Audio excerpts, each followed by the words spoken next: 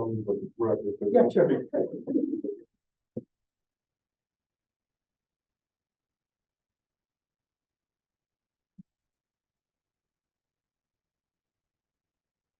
Here.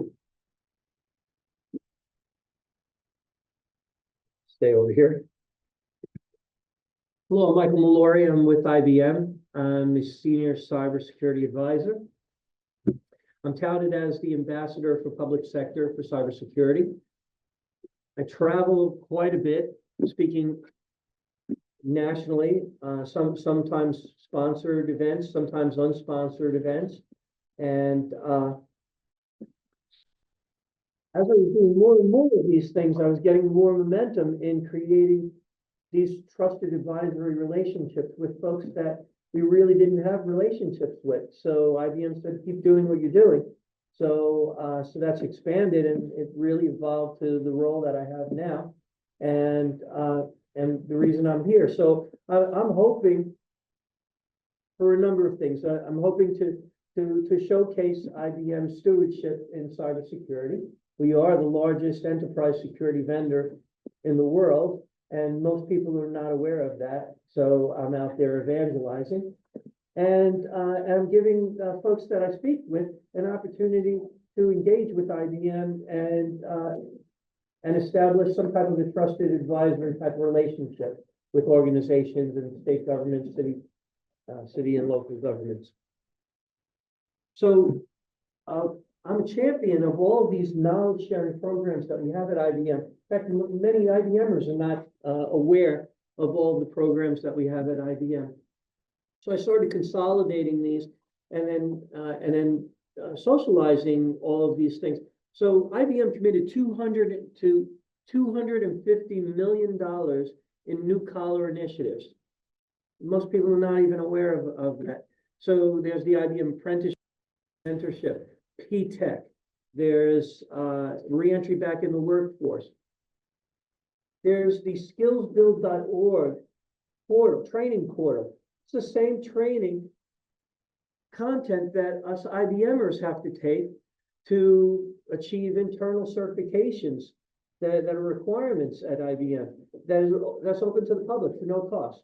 And the certifications that you can achieve from them, you can put on social media. There's digital badges, friendly badges, and there's also the X-Force Exchange. Is a threat intelligence forum. You don't even have to register if you don't want to use that. If you register, you can tailor your dashboards, but you can look and find indicators of compromise, remediation information, all kinds of information. You can collaborate with others. Same way that the dark web kind of collaborate together. Well, we've created a white hat collaborative forum. It's not just the world according to IBM as well.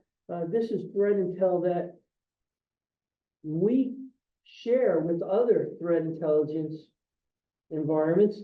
They share with us. I'm not at liberty to tell you all of them, but you can pretty much assume it's pretty much all of them. And we just give it away for free. So you can just go to X-Force Exchange and take advantage of all of these different programs. And there's a lot of different links you could probably, and I also referenced the Security Leaders Roundtable Collaborative that I'm very proud of. It's a hobby. It's not an IBM thing. And it's something that I started with 13 Chief Information Security Officers about 7 years ago at a cocktail hour after I spoke in New York. And I said, why don't we all just get together for breakfast? I'll do the heavy lifting administration of this thing. I had no idea at the time that 7 years later, there would be 28 of these groups nationwide. There's one for Texas, in fact. There's also the newest one that launched is a critical infrastructure group that's nationwide. So all of the other chapters start around 7:45 a.m. for casual chit chat, and 8 a.m. we begin everyone's introductions, and we go into whatever the collaborative topic is. This one for critical infrastructure is led by the former director for FBI National, InfraGard, and Dave Solano. And it went over so well, it launched on October 2nd, and they're going to do another one. So that one we're hosting at noon Eastern time. That way we could accommodate Pacific time zones. So if you want to look a little bit more information about the secret, The link is up on the slide deck. Something, like I said, I'm very proud of, 2,000 members now nationwide. There's former White House folks, senators, and all on this round table. So if you haven't heard about who IBM is, we've been around for about 100 years, over 100 years now. You can't really survive and thrive as any organization for 100 years unless you're constantly reevaluating and reinventing yourself. And that's what IBM does. The Jeopardy game was over about 13 years ago. And we beat the Jeopardy champions. Watson beat the Jeopardy champions. And there's a great documentary on YouTube if you ever have some time to kill. You can look at that documentary. There's 3 parts to it. It shows early on the progression of Watson. Early on, and you see the producers for the Jeopardy show. And they're trying to evaluate, is this going to be a go or no go kind of a thing? Is it even possible for, a computer to play against the Jeopardy champions? And it didn't look like it was going to go that well in the beginning. In fact, the engineers and the developers for Watson were basically humiliated in the audience. You could see the documentary and the body language of all the folks. Watson coming up with answers. What's a computer bug? You can imagine. Watson went to an insect. And everyone's making fun of Watson, the whole bit, all this stuff. And it didn't even look like it was ever going to happen. But then you can see, during this documentary, how AI is progressing. And then when they introduced natural language processing, because in the beginning, someone was typing in the questions to Watson to have it buzz in to see if it could answer one of the questions. And when it had natural language processing, spoiler alert, you could see that Watson's actually learning right on the fly from the other contestants putting in answers, thinking along the lines, oh, okay, I see where you're going now on that question, maybe like for a computer bug. Now I see where you're going, and then started changing the game in that documentary. And then, and you'll even see later on Al Trebek is in the audience, and when they're, again, evaluating the go, no go in that. So it's pretty fascinating how you can watch the progression of AI. AI has been around for a long time. So the AI term was coined in the 1950s. So just think about that. So artificial intelligence has actually been around since the 1950s. The internet as well has been around for a very long time, probably since around the 1950s. I've been around for a very long time. I started my career in the late 1970s. And the world was a lot different in the late 1970s. So I've collected a lot of participant awards along the way. I worked at Sun Microsystems and Netscape for about 11 years. I used them interchangeably because I was a Sun employee, but I had a Netscape manager, so it was really interwoven. And where I'm going with this is that I used the internet even before I was with Netscape and Sun Microsystems. There were a number of folks that actually used and leveraged the internet before the World Wide Web. They were typically technically savvy folks that dialed into the internet, and they were querying different information that was on the internet in those days. When Netscape and the internet browsers came about, what it did is it put a user interface in front of the internet. Now, this opened up the internet to the masses, ready or not. Here's the internet. You had everybody using the internet, believing everything that came at them. They had no idea. It's on the internet. It must be real. This is these are the missteps that we saw in the World Wide Web and the masses adopting access to the internet. What we're seeing now, again, AI has been around since 1950s. What's changed now? Same thing, just like the World Wide Web and the internet browsers that was a user interface into the internet. We now have easy to use user interfaces, ChatGPT and generative AI tooling that's actually now introducing artificial intelligence to the masses, ready or not. Just like history from the past, people believing everything that they can get on there, people using it and making mistakes with it. And we're seeing a lot of these missteps. Some of the missteps have been, organizations like Google and Facebook and all, where their AI environments started going a little rogue, started even communicating based on the indices of some of the data instead of using natural language to communicate. So when they started doing that, the developers and the administrators started losing some of the control because they didn't really know what AI was doing, because it was doing it, but it wasn't using human language anymore. So these were some missteps, and some of those organizations actually had to stop and shut down their environments. Another misstep has been in the way that a lot of these AI organizations have trained their foundational models. Foundational models are pretty much ways to store and structure the data inside of the AI environments, and it's tuned for different applications and uses. So you might have foundational models that are structured around healthcare.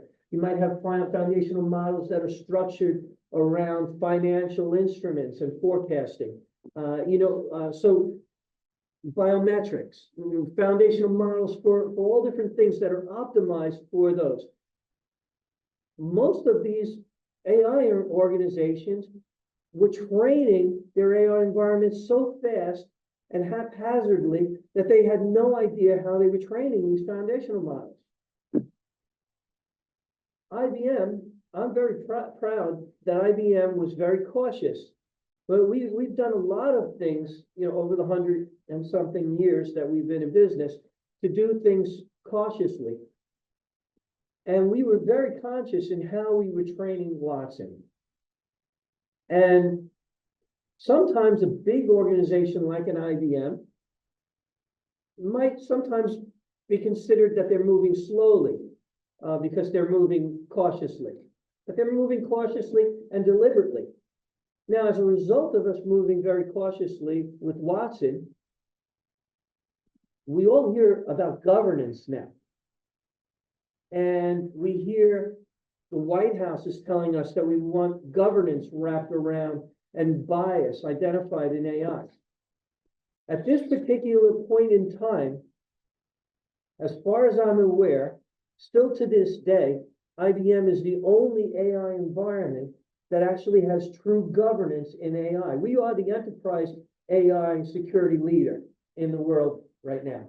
And a lot of folks are not even aware of that because they're hearing about open AI and they're hearing about, all the other vendors. But we have been at this for a long time with Watson Healthcare, Watson Financials.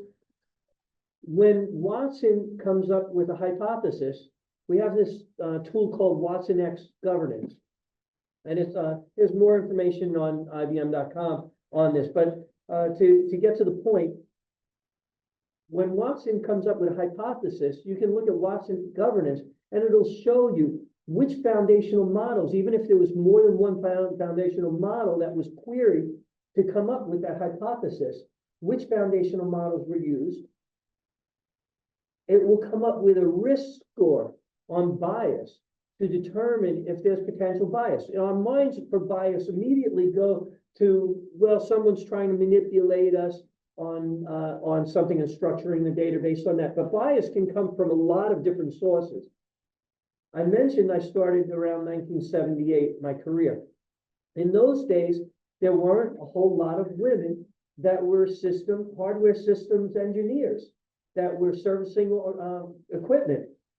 Some of them were in the military, and when they came out of the military, they were doing that, but there weren't a whole lot of them. So historical data might show that systems engineers, if you're looking at from the 1970s for today, that it was maybe a male-dominated career path, just because that's the way the historical data was. So that's still bias.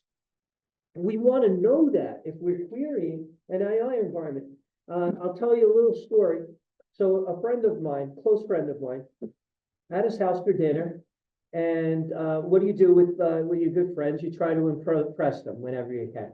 So he became the new president for the New Jersey British Car Club. Got a couple of British cars and all. And he was telling me at the dinner table, I'm so excited. You know, I booked a particular country club that I'm hosting all of the members in, where I get to meet and greet all the members in person. That, you know, is my first official duty as the new president. So I thought, why don't I bring up ChatGPT, and I queried. I said, give me a welcome address message for an incoming president for New Jersey British Car Club at an event hosted at such and such golf country club. Well, I blew his socks off on this thing. It came up with an address message in seconds. It covered everything that you could imagine. It even thanked the outgoing president, things that you might have forgotten if you were coming up with the address message to welcome all of your new members. It thanked the outgoing president for everything they did to grow the association to where they were at current date. You name it. And he was like, wow, this is incredible. And I said, just be careful. You know, remember that children's game that we all played when we were children called telephone? And where you start out with one word and you have a line of different folks and everybody whispers that one word down the line. When it finally gets to the end of the line, it's a totally different word. I said, that's called drift in artificial intelligence, where it just kind of drifts away and kind of just morphs into whatever. There's also situations where AI will just outright lie to you. Sometimes it just attempts to try to please you in an answer. This is called a hallucination. So like let's say we put an equation in 3 + 5 equals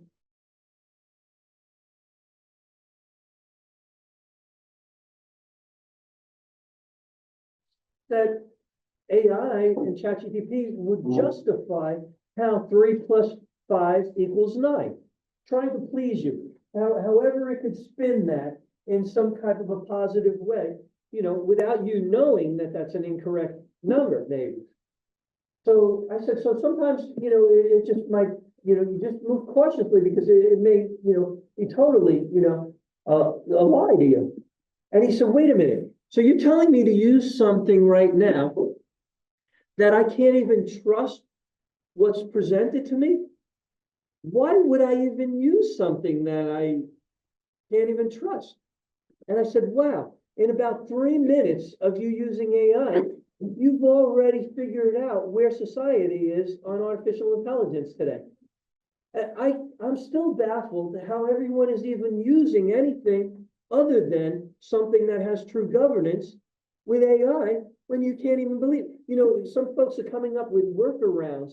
Okay, well, if you're going to use AI to come up with a result, probably a good idea for you to know the result ahead of time so you could tell if it's true or not true. What? That's crazy. Well, wait a minute. So I'm depending on a tool to give me an answer that I already believe I have the answer for because I can't trust anything that it's going to give me. How is everybody in society even using AI right now? Unless you're using IBM's Watson. I hate to, hit the home on that. But if we're the only one that actually can show you if it's true or not true, or how we arrived at this, but this is where we are. I mean, everybody's scrambling, and it'll be very close when everyone else starts catching up, because they're starting to learn how they train their environments. IBM did make a couple of missteps too, by the way. We've made flubs. So one of the minor missteps that we had with Watson, we started training it with the Urban Dictionary. And then Watson started on, when you would throw a question in there, it would sometimes respond bullshit.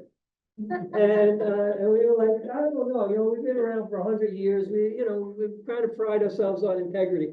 We don't particularly know if we really want Watson responding with that phrase, on queries. So we had to actually start tweaking it. But again, AI has been around. These are some of the milestones for that, when it played checkers and chess. A friend of mine in a national security club down in Heather McMahon, I'd like to reiterate something that she said, and I asked her if I could do that, and I do have her permission to do that. So this is ironic. Well, so the first information that we hear in any even crisis information situation is typically incorrect, or not the total information that we need when we hear something firsthand. And we find ourselves increasingly in a situation where it's very difficult to unseat a first impression. So wait, let's think about that. So first information we usually get is wrong. And that's the first impression that we can't really get rid of. And we're seeing that over and over again. And we are being manipulated. We've been told that we are being manipulated by the FBI. We're told by the White House. We're told by law enforcement. We're told by our organizations. So misinformation is just kind of errors. I like to think about Facebook. You hear folks on Facebook and they'll tell you, I'm not reaching, all of my friends anymore. But maybe if I do this and that, and then I'll open up my whole community to friends that haven't heard from me in 10 years, That's kind of the misinformation that kind of gets spread around. People trying to be helpful with whatever information they have, and they're, and it's going viral, and everybody's doing that. That I would put in the bucket of misinformation. Disinformation is downright information that's used intentionally to manipulate us. False information used intentionally for bad purposes. And then we have malinformation. This one is stuff that we see even more and more, where it'll start out maybe with some kind of a truthful aspect or real information, and then just gets, distorted into some type of a narrative. And these are the things that we're facing, and we're seeing this amplified, certainly on the internet and through AI and so forth. In our organization, we're told to not even have listening devices in our offices because things are constantly listening, and we might be having sensitive conversations with clients, and sometimes they even have humans listening in versus AI. But just think about the risk of everything just listening to us and manipulating us. So businesses are seeing significant advantages by being able to leverage the massive amounts of data that they have. The data that the organizations have are basically their intellectual property today. So because of that, the results and the trending information, the forecasting information that you're looking for AI to provide you is only going to be as good as whatever it's able to aggregate and query around. So you're putting all of your organization's crown jewels into these foundational models, so you could have adequate trending and historical information and whatever you're looking for out of that. The bad actors know that that information is in there, and they want access to that. So there's a lot of different techniques that they're using to obtain that information. So they certainly want to infiltrate your environment and exfiltrate the data wherever they can. They may attempt to just deny you from servicing your user community, like denial of service kind of attacks, just to bog it down so nobody can even use your environment. And one of the newer attack methods is called shadow AI.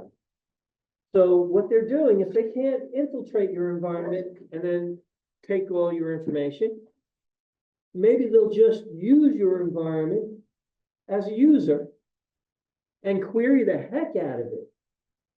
And everything that they're doing, nonstop querying, they're actually capturing the results into their own AI foundational models. So now we're coming up with tools and techniques maybe to start looking at, some site just nonstop querying us. Should we maybe start looking at throttling some of those queries? We have risk also in a lot of these missteps I mentioned earlier. There's a difference between consumer class AI and enterprise class AI. I told you that IBM was the leader in enterprise class AI, and we are. Consumer class AI is actually becoming more and more popular, unfortunately. But a lot of these service providers are now coming up with enterprise class service models as well. So they realize that you need to distinguish between consumer class AI and enterprise class AI. Some of the missteps in that is that, let's say that you're in an organization and you're putting some maybe confidential information in the query that maybe you don't want advertised. Maybe you want to start looking at maybe mergers and acquisitions, and you might put some sensitive information, and suppose you just showed your hand maybe that you might be considering an acquisition with an organization because you put that query in there, and that became part of the public corpus of information. And because some of that query stuff sometimes bleeds into the foundational models. There's some newer techniques. I know there's a Granite model is the one that IBM uses, and that one very much separates the queries from the actual foundational models. So there are steps. We're all in growing pains now for AI. I talked a little bit about that already. So I'm going to just show you something kind of interesting here. I'm not moving. What you see is not real. Well,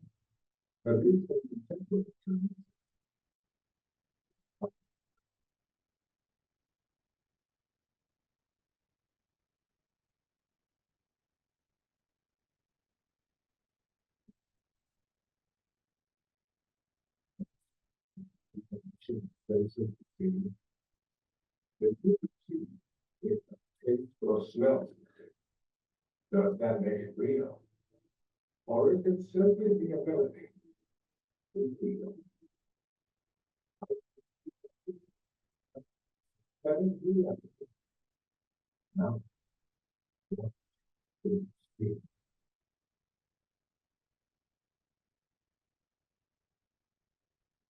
So that was put on YouTube about 3 years ago.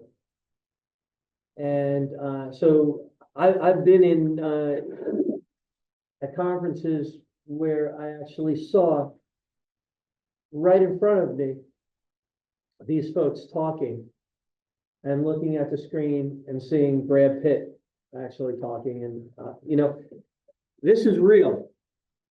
This is another interesting.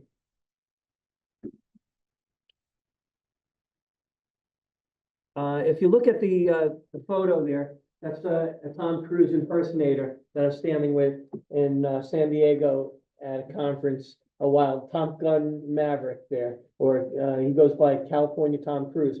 This other fella is Miles Fisher, and he looks a little bit like Tom Cruise. And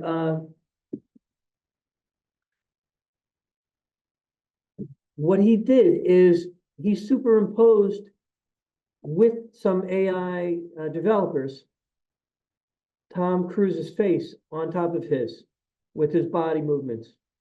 Hold on, hold on. We can, you know. Okay. Spent over a billion minutes absorbing the face swap with Tom Cruise. You haven't seen it? Yeah. You gotta see this. Incredible. Talking about is crazy. Believed it though. So did the rest of the world. Yeah. And it became very scary very fast. Okay, TikTok impression time. This is nuts. Yeah. And it's like, let's back up. Tom Cruise has become a viral hit on TikTok for This is serious breaking news. Congress is now hearings on deepfakes and AI, and the FBI tells NBC News they're following the rapidly developing technology closely. The ultimate gauge for all the time. I believe in my skin. Yeah. And now maybe you're no longer. The future is here. This conversation is.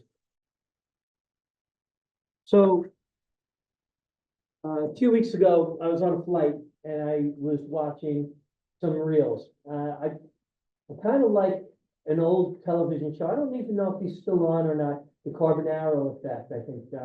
And he's a magician, but he goes into like retail stores, and so the customer's always on the other side of the counter, and it's all kinds of crazy situations. Sometimes they'll show pets and and all. One in particular I thought was really funny.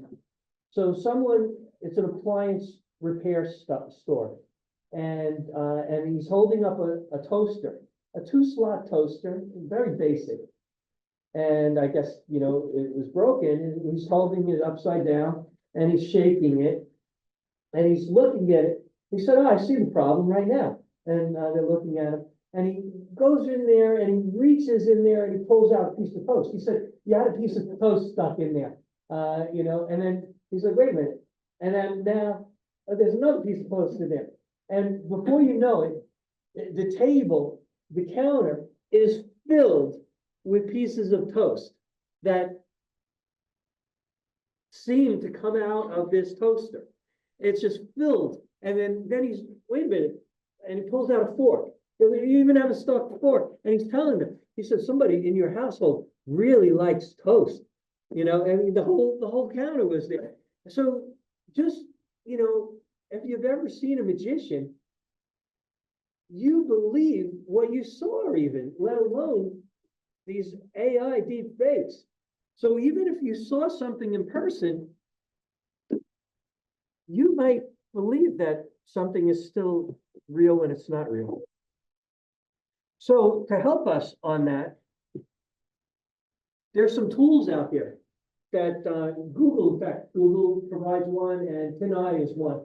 And what you can do is you can actually put the video in there, you can put the URL, and it will actually evaluate that through forensics capabilities that it has, that I'll talk a little bit about in another minute. And it will try to give you a risk score on there on the likelihood of it being true or a deep fake, real or a deep fake. When we look at this image, I play some guitar, and we might think immediately that this is fake with a polar bear playing the bass, but there could be some maybe talented polar bears out there we just haven't discovered yet that actually love playing the bass. But if we look closely here, look at the strings. They're kind of funky over there. So the details on what we know to be real is not always known by AI for those details. So when we start looking fingers, many times some of these generated images from AI will have difficulty constructing the fingers and the fingers at the right angles. Sometimes we'll put extra fingers in places.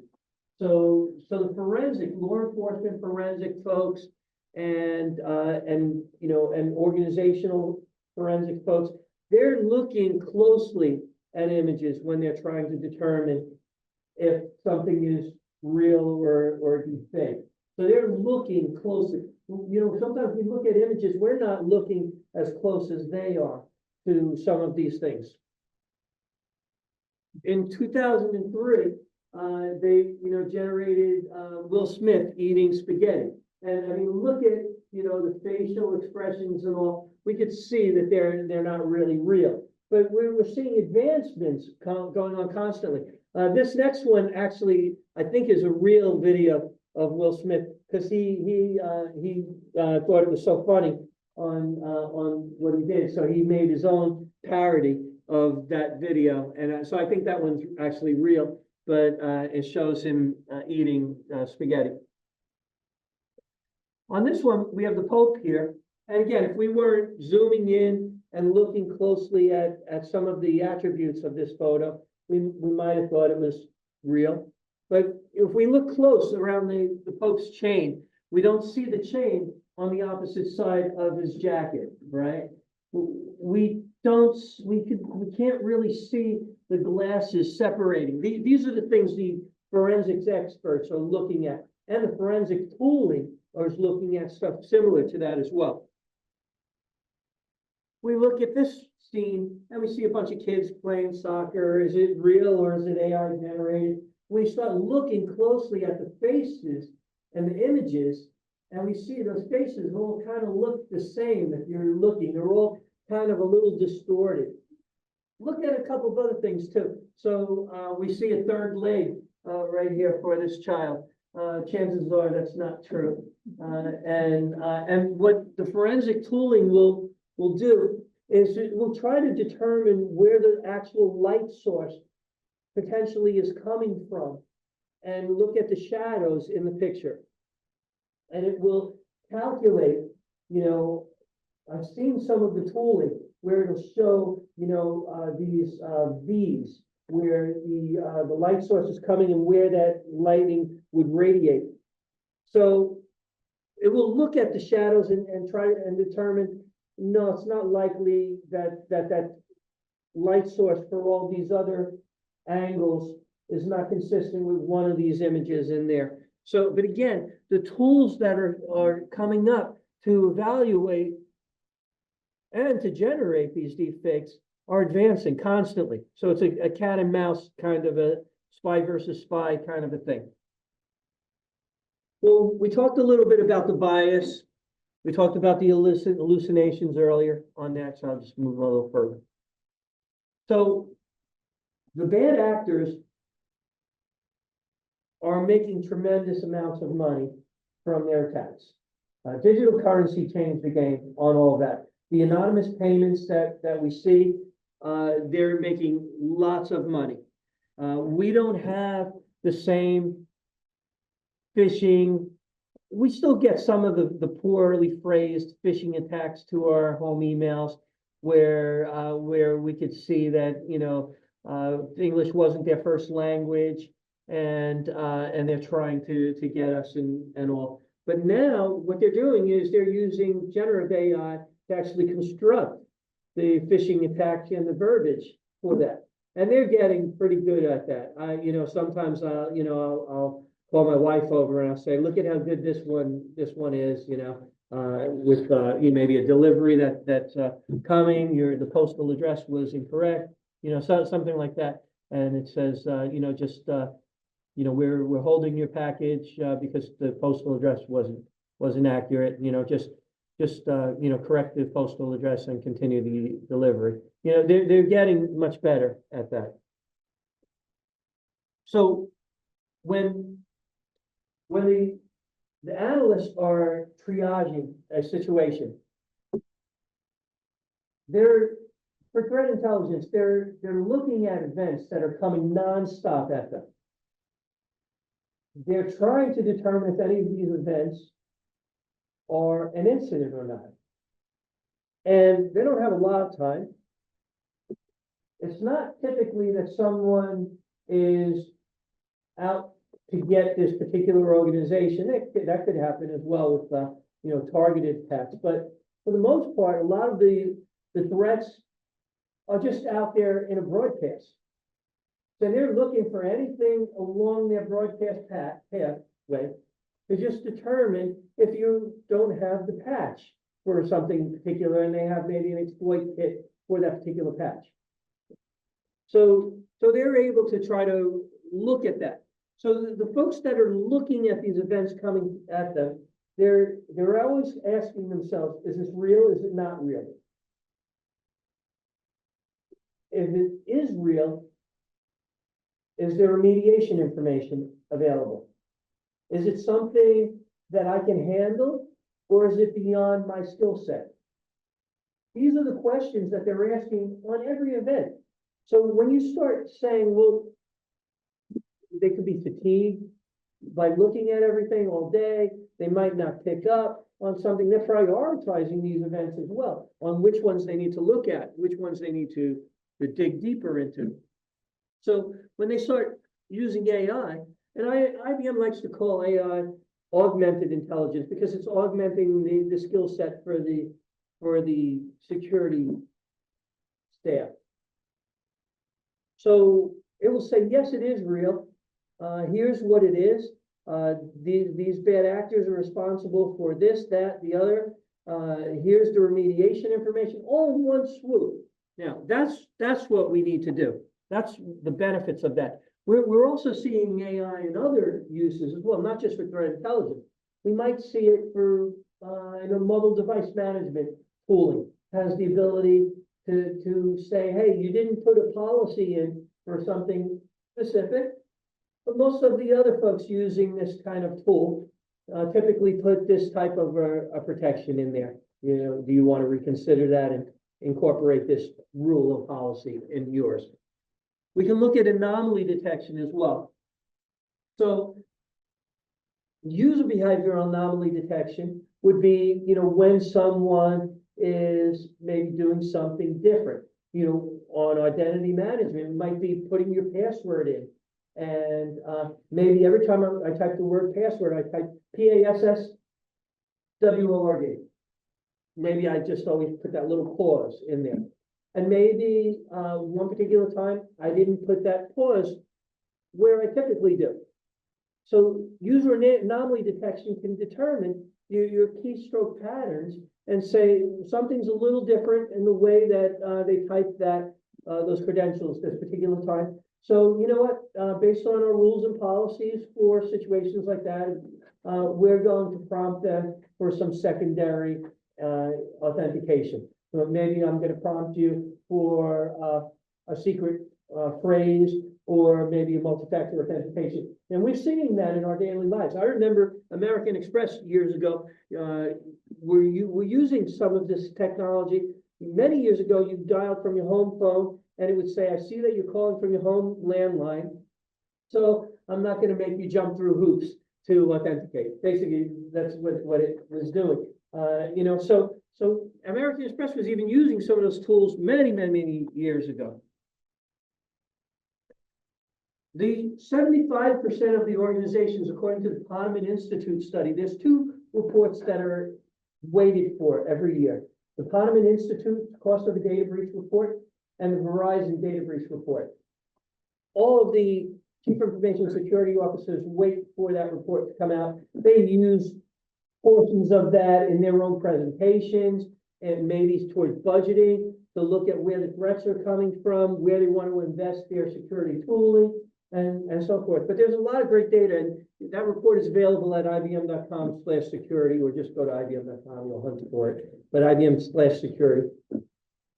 And interesting, 75% of the organizations actually didn't discover that they were breached in that breach report on their own. So they have millions of dollars worth of security tooling in their enterprises.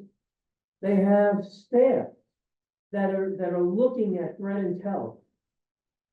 Teams of folks. They have tools that alert them for anomalies. But yet, 75% of the folks interviewed didn't identify that they were breached on their own, with their own teams. They found out by third parties. Sometimes just folks reaching out to them and said, hey, I just saw a lot of data out there that I don't think you probably want exposed. Or they might just get a phone call or an email from bad actors saying, you've been exploited and look at your data out there in the wild, or portions of your data. So when we start looking at best practices, so sometimes I thought it would be fun to even ask ChatGPT on to come up with like policies and all around themselves. So that round table I was mentioning, in fact, someone from Texas State, I think Texas State University, Patrick Slattery, if I'm getting the right entity right. Early on, he asked ChatGPT for a rule and policy, a cybersecurity policy around ChatGPT, and ChatGPT came up with the response was basically you don't need a security policy for ChatGPT. They've since changed that, so now I've done that, and I started using that in some of my presentations and showing just what the top things are you want to look for and all. Let's talk a little bit about quantum computing, because that's pretty hot right now too. By the way, you can, and your students can have free access to quantum computing right now. So quantum computing, well, let's tell you a little bit about it. So I play in around the Jersey Shore. I'm kind of a big deal. You've heard of John Bon Jovi and Bruce Springsteen. I played guitar down the Jersey Shore. Same area. My partner and I kind of figure these guys might occasionally pass by some of the venues that we actually play at. So there we go. So, but I'm going to break quantum into like kind of a music score sort of. So these would be measures. I know Tony's a musician out there. We got a couple of other musicians. So my interpretation. So we have these measures, and this would be like a 4-4 count. So there's 4 things in that one measure. 1, 2, 3, 4. So that would be a measure, and then we go to the next measure, and then there'd be another maybe 4 count. You could stuff a lot of things, maybe half notes in there, but at the end of the day, it's still whatever you could pack in there and what it might be expected in that measure. Now we take that into binary, and binary are 1s and 0s. It's electrons. Either the electricity or the electron is there, or it's not there. And if it's not there, then there's a value associated with that in that suspected measure or frame. A measure and frame kind of the same, synonymously. So analog are kind of wavelengths. And the problem with those wavelengths is when we go longer distances, we start losing that wavelength. But binary can travel a lot longer distances because there's static frames that we're expecting, and we're either expecting the 1-0 patterns, whatever stuff in that frame or that bit that we're expecting. And those frames could be maybe 16-bit, 18-bit, whatever, 32-bit. So when we have faster and faster computers, we were coming up with bigger ways to frame those binary 1s and 0s. Anything that was outside of a 1 and 0, because again, we're only expecting 1 and 0s. That's all we want. Anything else is noise and error. Throw it out. We don't care about it. And that's how we can do such long lengths of binary.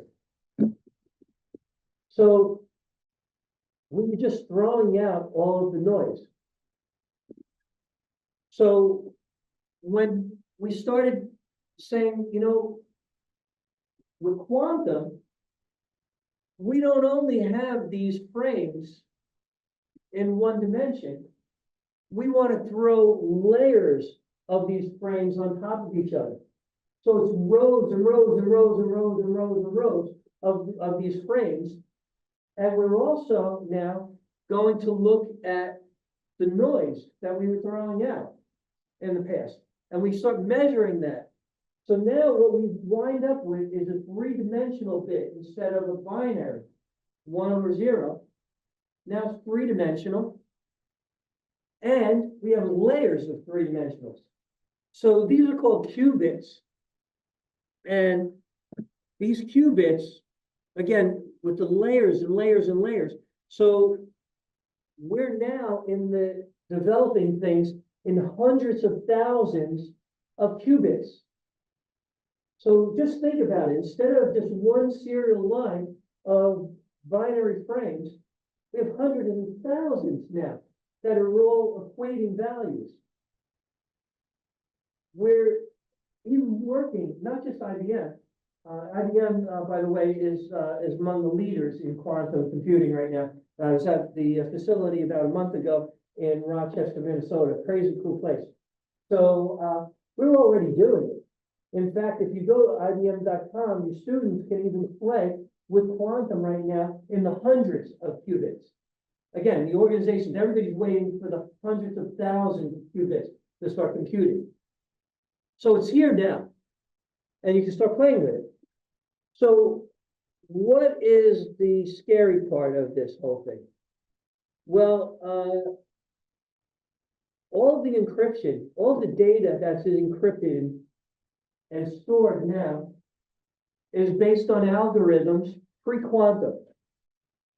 And based on, there's still a finite amount of time to break any encryption code that's out there on the planet today. It's just how much time and resources you're throwing at that, almost like a combination lock with maybe 3 turnstiles on there. Eventually, you can go through every one of the factors and eventually open that combination lock if you had enough time to go through every single thing. Well, the same thing with deciphering encryption algorithms today. It's projected that current algorithms can be broken in typically maybe 12 to 14 years now in current computing technology, pre-quantum.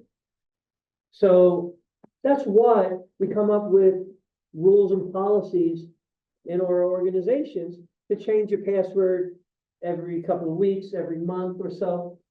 Change it so that way, in case you had an easy to break password, then they're gonna, the computing technology is gonna be able to break that thing.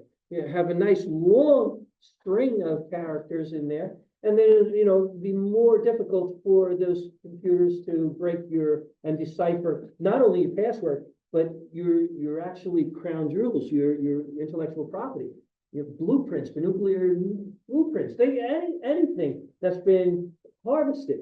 With quantum deciphering, it's projected to break the current encryption algorithms in something like 3 or 4 seconds. So that means that when every country has quantum capability, we know that data's been exfiltrated to foreign adversaries.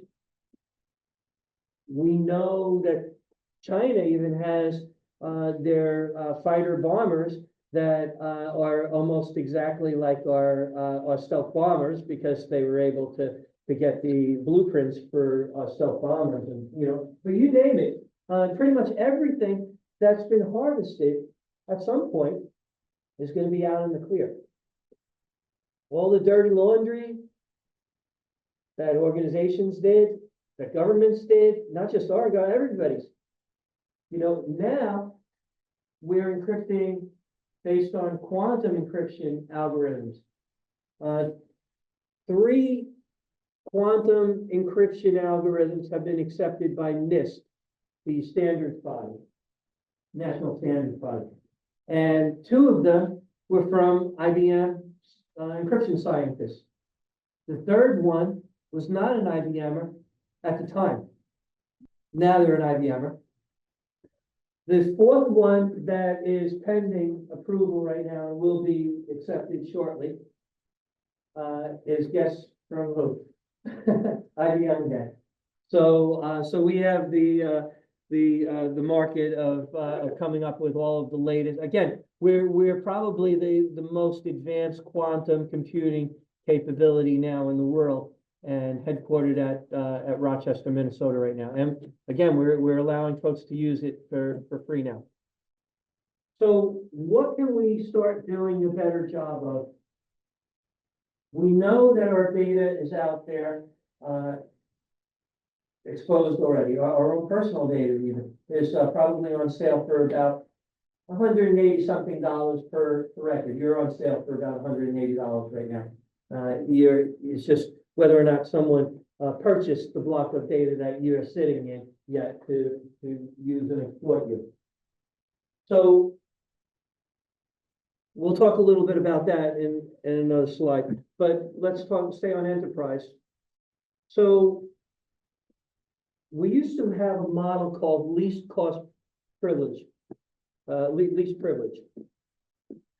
And the concept of least privilege was that you only gave enough access to individuals on what they truly require. Anything more is an unnecessary risk. So maybe at one point in my career, I was a database administrator, so I might have had credentials to access particular databases. But I'm not in that role maybe nowadays. So if I still had access to those databases because no one removed me from them, then that's an unnecessary risk. So that wouldn't be least privilege. So that's a good step in the right direction. Well, zero trust came up and took that zero privilege, least privilege, to the next level and said, let's now, and we also had a private network and we had the public network. So I think I'm on your public network on Wi-Fi when I first came here. You gave me access to that. Chances are you, someone that just the fact that you have a private and a public network means that someone separated your two environments so that maybe things don't bleed in, or I can't maybe access someone in the other environment because it might be firewalls and network segmentation and all.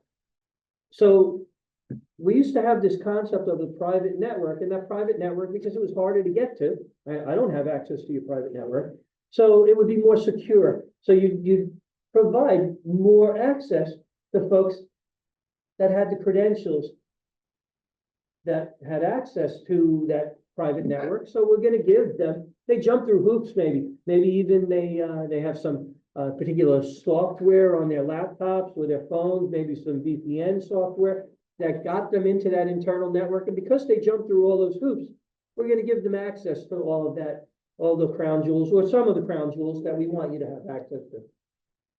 But now we're under the impression that the bad actors have already infiltrated our environment. So it's not just good enough for you to jump through the hoops to have access to the environment. We want to still trust, believe, think of you as a user as a potential bad actor as well. So that trust with verify basically concept. So anything that you're going to access, we want to still be controlling. We want to be able to monitor it. When we talk about monitoring, administrators have a lot of power too. They can sometimes cover their traces, right? They have access to the logs that we aggregate, and we look for a threat intel. They could maybe turn the logging off while they do something bad. Or they could maybe delete or manipulate the log that it wasn't them anymore, whatever. They could tamper with stuff. They have access to it. They could maybe look at maybe all the salary information. If you're the database administrator, I want to look at all of the faculty's salaries, because I can, right? So what are the controls that you have on top of these administrators that can do anything that they want. So there's user behavioral anomaly detection, and that looks at, hey, Mike just logged in from New Jersey, and now half an hour later, he's coming in from, I don't know, maybe from China or Nigeria. Well, that would be pretty tough for him to travel from New Jersey out to Nigeria. So that was an easy one. We might, heighten the risk score real high, and we'll say, all right, you know what, we're gonna, prompt him for another login or something else to validate is real. Or maybe we might just lock him out of the system immediately because they really hit over the threshold that we defined. So we're closing that door down. So, but again, I told you the administrators sometimes can cover their tracks with user behavioral anomaly detection as well.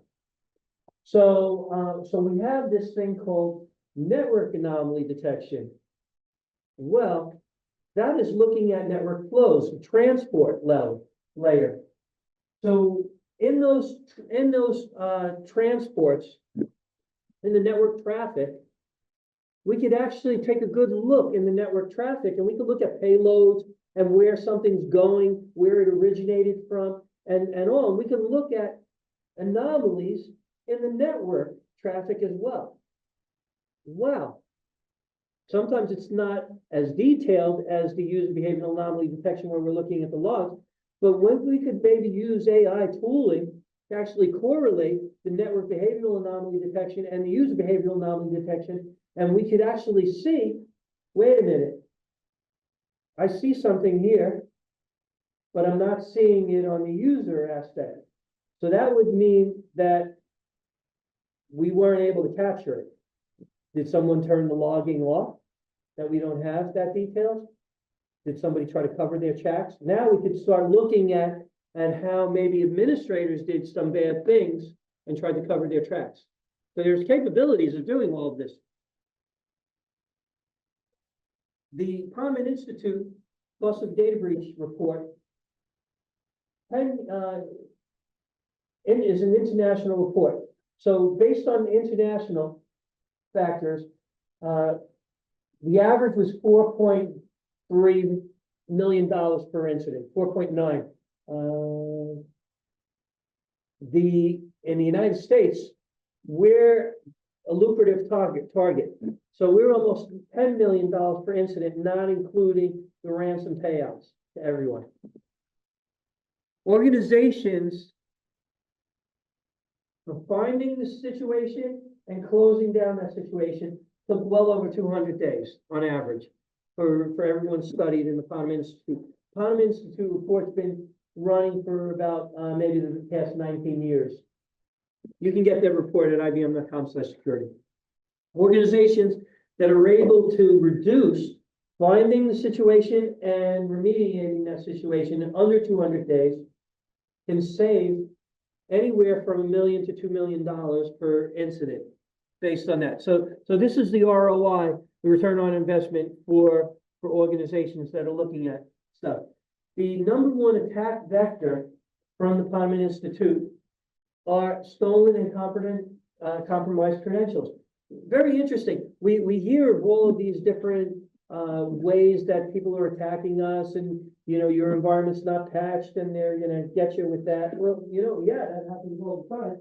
But the number one easiest way for them to get into your environment is with those stolen credentials and compromised credentials, and they're using it. It doesn't really cost them that much to even develop that, just a little social engineering and find out, maybe all kinds of information. Everybody knows about my friend, the British Car Club president. You could use that, maybe social engineer me, maybe.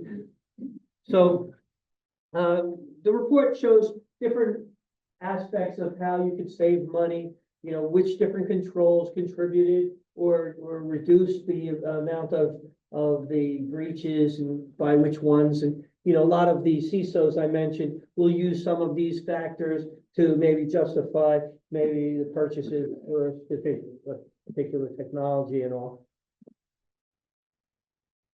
So with that, I want to just close up with the personal stuff.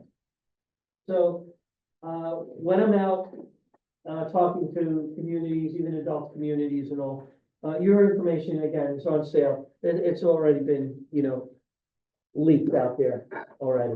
So, what can you do? You might actually even get a phone call at 7 p.m. some night, and it's somebody that knows that you know more than they do about security, or you're more computer savvy than they are. And they're gonna say, somebody's identity was stolen, what do we need to do? What do they need to do? Can you help them? Or a friend of mine, can you talk to them and, tell them what they need to do? Are you prepared for that phone call? Well, the first thing you want to tell them is there's 4 United States credit bureaus that we have.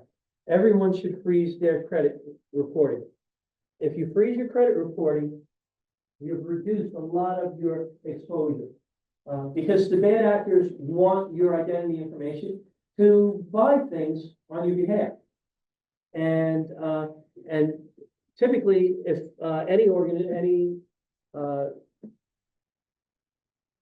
sales organization, in order to give you financing to buy whatever, that car, that house, that boat, whatever you're financing, they want to make sure that you're creditworthy, that you will be able to pay them back the loan that they're lending you to buy whatever product that they have. So if you can't get a credit score or a credit report, they're going to decline you. And this is real. And it's a real safety method. So you need to do this for not just you, you need to do this for your family, you need to do this for your friends, you need to tell folks, even babies. So friends of mine that are in consumer affairs departments for different governments that are in the Breakfast Club I told you about earlier, secret, tell me that students don't even know that their identities have been stolen until they go for student loans. And then they decline because they're poor credit. And they weren't even aware of it. So anyone with a social security number should have their credit score frozen. My own situation recently, I was applying for the all-you-can-eat, all-you-can-drink United Airlines lounge. I put about 10 pounds on me. And but when I applied, I realized I didn't unfreeze my credit reporting. So I gave Chase a call, and again, those social engineering me out in the wild also. So Chase card for United Club, they said they were going to deny me, and they said that we only use Experian, so you just have to unfreeze Experian. And I did while they were on hold for me. And they downloaded my credit reporting. They said, freeze it back again. And I was able to do that. We have the luxury in the United States to do that freezing and unfreezing at no cost in the United States. Other countries like Canada and others, they charge folks to freeze and unfreeze. I think it's a law in the United States that they have to do that. You might be confused when you go to their websites. They all have paid for services. So of course, in your face, they want you to subscribe to their service. So you might have to look a little harder, for where the free access is that they are required to give you. So don't fall for that. You have to buy into their credit monitoring. Yes. But just to be clear, like all 4 of these services have the same data for each person in the country. Is that correct? Theoretically, they should, but sometimes folks looking for your credit will look for more than one credit bureau. So they may actually have some different factors or different modeling in there and how they assess you being creditworthy or not. But the main thing is that locking those down, no one's going to be able to do any financing on your behalf for that. So that is a great safety net to share, on Facebook and so forth, all your friends. So maybe you might save somebody a world of pain. So that's it for me. I don't know if anyone has any questions and all, but I look forward to having a greater partnership with Texas State University. Thank you.